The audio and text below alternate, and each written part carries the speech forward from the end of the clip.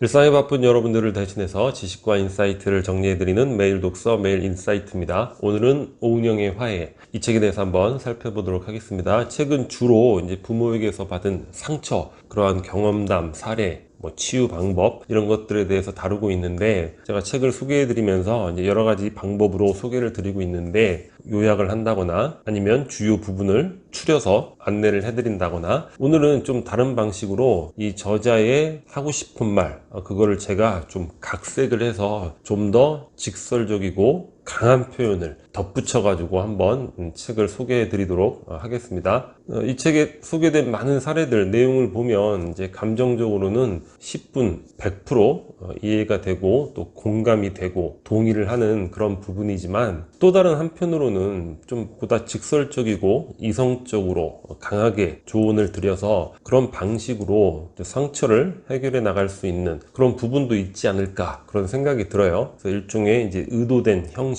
컨셉이니까 제가 직설적으로 말씀을 드린다 하더라도 기분 나쁘다고 막 싫어요 이런 거 누르지 마시고, 혹시 또 참고가 될 수도 있잖아요. 그래서 참고 정도로만 봐주시면 감사하겠습니다.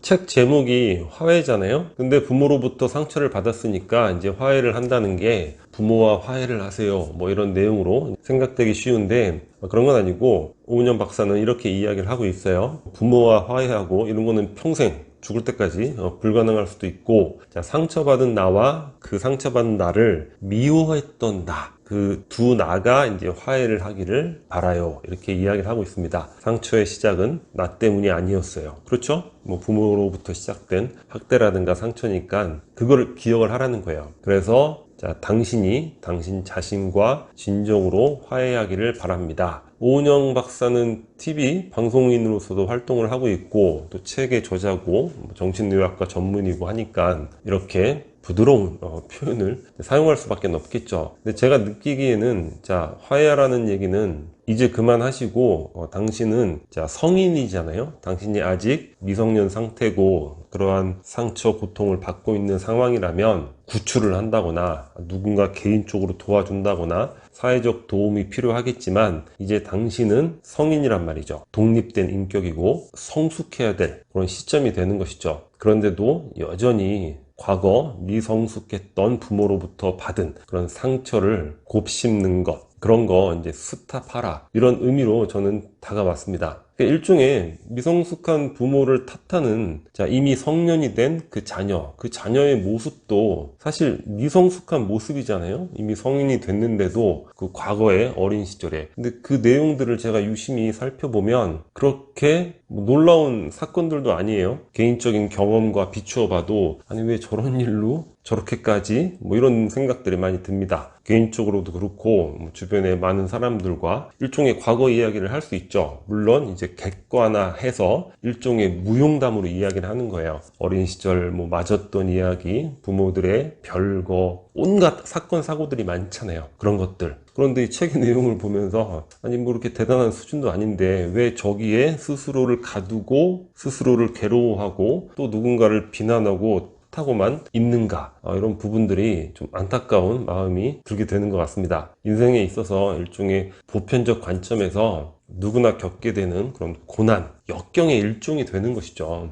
세상에서 온전한 가정에서 자라서 성장하는 경우는 없잖아요. 정도의 차이는 있지만 그 정도라는 게 객관적인 관점이고, 주관적으로는 누구나 자기 자신이 가장 힘들고 가장 불행하다고 느끼기 때문에 보편적인 것이 되는 것이죠. 그래서 저는 오은영 박사의 화해라는 게, 자, 이제 독립된 인격, 성숙한 인격으로 거듭나고 스탑하세요, 이런 의미로 다가오는 것 같습니다.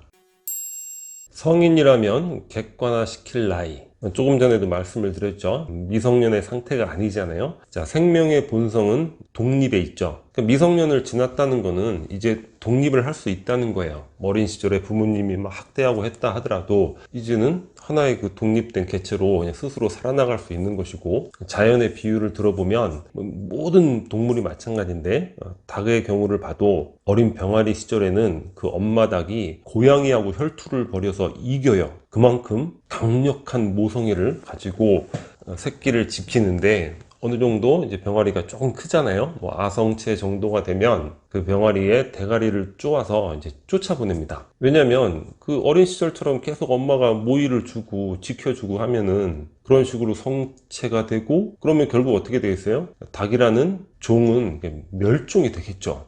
독립심이 형성이 되지 않으면 그 종은 이제 멸종이 될 수밖에 없는 것이죠. 그러니까 대가리를 쫓는 것. 일종의 우리가 부모로부터 힘들고 어려운 그런 대우를 받았다면 닭이 병아리를 쫓는 거, 나의 독립심을 강화시키기 위해서 그런 일이 생겼구나, 뭐 그렇게 생각할 수 있는 것이 아닌가. 또 독수리의 경우인데 보통 새끼를 2마리 낳으면은 둘 중에 한 마리가 어미로부터 이제 먹이를 더 많이 얻어먹게 되죠. 그러니까 한 마리가 조금 더 크게 되고 한 마리가 조금 작게 되는 거예요. 그 과정에서도 뭐 엄청난 경쟁, 막 혈투가 발생이 되는데, 그렇게 조금 차이가 나면 덩치가 큰 새끼가 작은 애를 둥지에 밀어서 떨어뜨려 죽이거나 아니면 아예 그냥 잡아먹어 버립니다. 근데 부모는 그 모습을 아무런 생각 없이 그냥 바라만 보고 있는 거죠. 일종의 먹이가 부족하기 때문에, 자원이 부족하기 때문에 종의 번식을 위해서는 한 명이라도 살려야 된다, 뭐 그런 적용이 되는 것이죠. 어린 시절에 부모가 나와 뭐 오빠, 다른 형제 자매 편애를 했다, 뭐 이런 걸로 괴로워하는 분들 많은데, 결국 그것도 뭐 자원의 분배에 있어서 당시 시대 상황이라든가 또 부모의 뭐 개인적인 감정, 이런 것들이 포함될 수도 있었겠지만 뭐 그럴 수도 있다는 것이죠. 하지만 그 한정된 자원으로 여하간에 그 많은 형제 자매를 양육했다면 사실 그것만으로도 인정받을 만한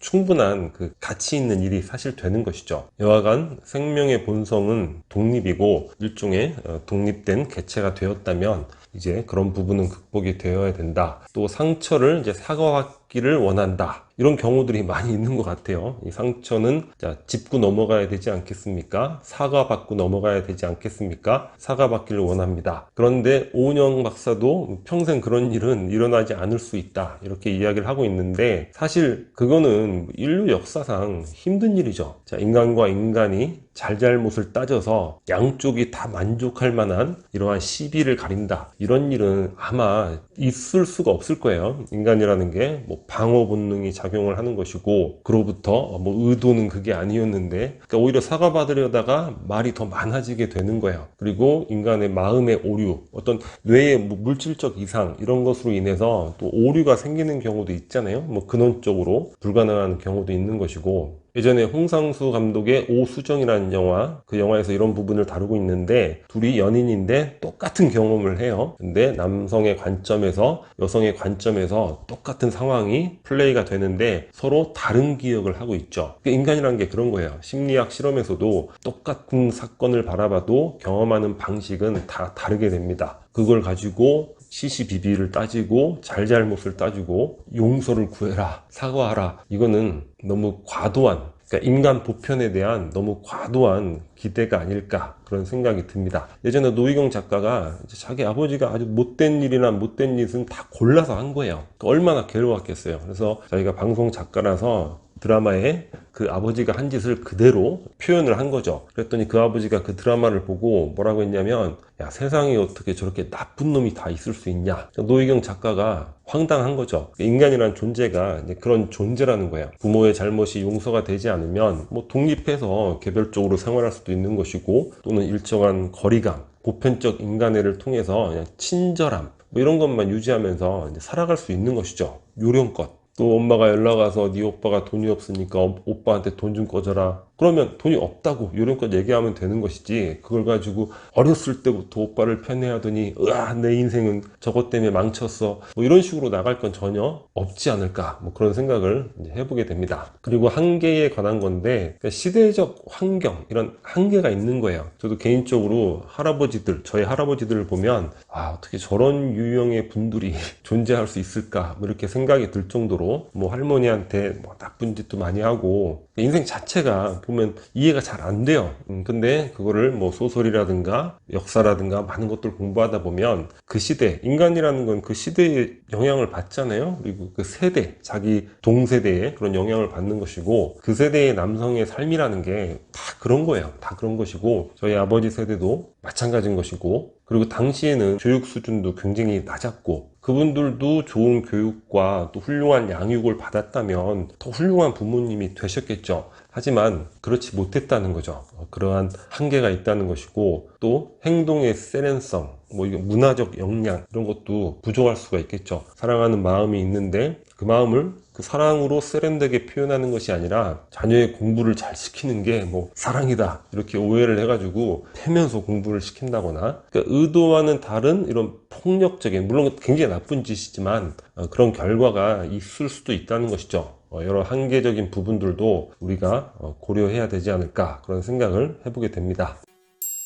진정 자신을 지키는 방법. 예를 들어서 내가 회사를 운영을 하는데 회사에서 매월 1,000만 원씩 적자가 나는 거예요. 그러면 어떻게 해야 될까요? 물론 회사를 흑자 기업으로 바꾸면 더 좋겠지만, 그게 이제 구조적으로 어려운 경우라면 손실을 줄이기 위해서라도 정리를 해야겠죠. 그러니까 인생을 살아가면서 어린 시절에 부모를 원망하는 게 똑같은 비유가 되지 않을까. 그러니까 내가 많은 새로운 소중한 이러한 시간과 에너지를 가져야 되는데 그것을 전혀 무익한 그런 것들에 다 쏟아버리는, 그러니까 1,000만 원 적자가 아니라 이거는 수천만 원의 적자를 매달 내는 그런 생활을 하고 있는 것과 똑같은 것이죠. 그리고 중요한 건 어두운 경향을 좋아하는 사람은 없다는 거예요. 아무리 사랑을 한다 하더라도 그것도 처음 한두 번이지 매번 그렇게 어두우면 누구라도 곁을 떠나게 되는 것이죠. 그리고 가장 견디기 어려운 경향의 사람이 탓하는 사람입니다. 남 탓, 환경 탓, 나의 경우는 달라 이렇게 생각할 수 있겠지만 똑같은 것이죠. 내 인생이 이렇게 된 건 내 어린 시절의 부모 때문이야. 내가 사업을 실패했어, 쟤 때문에 실패했어, 이렇게 탓하는 것과 똑같은 거란 말이죠. 그런 부분들도 우리가 생각해 볼 필요가 있죠. 그래서 강박적 순환이라는 표현을 쓰는데, 어린 시절에 부모의 행동 때문에 관계 맺기에 악순환에 빠져들고 인과관계가 있다면 바로 이러한 경향, 어둡고 탓하고 이러한 경향 때문에 관계가 어려운 경향이 생기는 것이지, 어린 시절에 부모 때문에 그런 것이 생긴다 이렇게 보기는 어렵죠. 그러한 악순환, 부모가 나를 이렇게 하고 또 나는 내 자녀를 이렇게 하고, 이러한 악순환의 업보를 끊을 수 있는 기회, 그런 기회가 오히려 나에게 있다. 일종의 내가 선한 행동을 할 수 있는, 이거는 축복이라고도 바라볼 수 있는 거죠. 관점을 바꾸면 모든 것을 달리 바라볼 수 있다는 거예요. 마지막으로 이제 잘못과 책임이라는 개념인데, 이 내용은 제가 채널에서 여러 번 말씀을 드린 것 같은데, 어떠한 잘못은 타인 또 외부적 환경에 있을 수 있어요. 하지만 그로 인해서 내 삶의 결과가 있다면 그 책임은 온전히 나의 것이라는 거예요. 왜냐? 내 인생이니까 그렇다는 거죠. 예전에 그 박경철 씨의 시골의사, 거기에 나오는 에피소드 말씀을 드렸는데, 미모의 젊은 여인인데 고속도로에서 트럭이 밟고 지나갑니다. 그래서 다리를 절단을 하게 돼요. 아주 미래가 촉망받는 그런 여성이었는데, 며칠 동안은 그 트럭 운전사를 증오하고 내 인생을 비관하고 이렇게 괴로워했지만, 일정한 시간 동안에 그것들을 정리를 하고 완쾌되고 퇴원을 하고 나중에 박경철 씨를 찾아오는 거죠. 담당 의사를. 한쪽 다리를 절단한 그런 상황에서 정말 해맑은 미소를, 문을 딱 여는데 빛이 날 정도로 해맑은 미소를, 더욱더 중요한 건 한쪽 다리가 절단되었음에도 미니스커트를 입고 왔다는 거예요. 그러니까 잘못은 그 트럭 운전사지만 그렇게 해서 만들어진 한쪽 다리가 없는 그런 삶에 대한 책임은 본인에게 있다는 것이죠. 방법이 없는 거예요. 달리 내 인생이기 때문에 그런 것이죠. 그래서 우리가 이거는 어린 시절의 부모 이런 걸 떠나서 모든 경우에 적용을 할 수 있는데, 그 잘못은 부모에게 있죠. 좀 훌륭한 인격이 되어서 잘 좀 양육하면 좋을 텐데, 트럭 운전사처럼 내가 다리 하나 없는 그런 나를 만들게 되고, 하지만 그렇게 되었다 하더라도 그 인생의 책임은 본인에게 있다는 것, 그런 부분들을 한번 생각해 볼 필요가 있을 것 같습니다. 그리고 정말 중요한 건 인생을 살아가면서 실패자들, 물질적, 외형적 실패 이런 것만 의미하는 게 아니라 온전한 인격체로 성장하지 못하는 정신적 실패자, 같은 모든 실패자들의 가장 큰 특징이 탓을 하는 사람이라는 것, 이런 부분들을 우리가 냉정하게 생각해 볼 필요가 있을 것 같습니다. 오늘 의도된 컨셉으로 내용을 만든다고 말씀을 드렸잖아요. 너무 직설적으로 기분 나쁜 이야기만 골라서 했을 수도 있는데, 제 마음은 절대 그게 아닙니다. 그러한 고통, 아픔은 10분 100% 다 이해를 하지만 이런 형식의 내용에서도 뭔가 또 도움이 되거나 삶을 좀 나아지게 할 수 있는 그런 단서 이런 것들을 발견할 수도 있지 않을까, 그런 마음으로 이런 컨셉으로 그냥 오늘 준비를 해봤습니다. 마음 불편하지 않게 생각해 주셨으면 감사하겠습니다. 오늘 영상은 여기서 마치도록 하겠습니다. 위캐리 커처는 구독 버튼이고요. 구독과 좋아요 많이 부탁드리겠습니다. 감사합니다.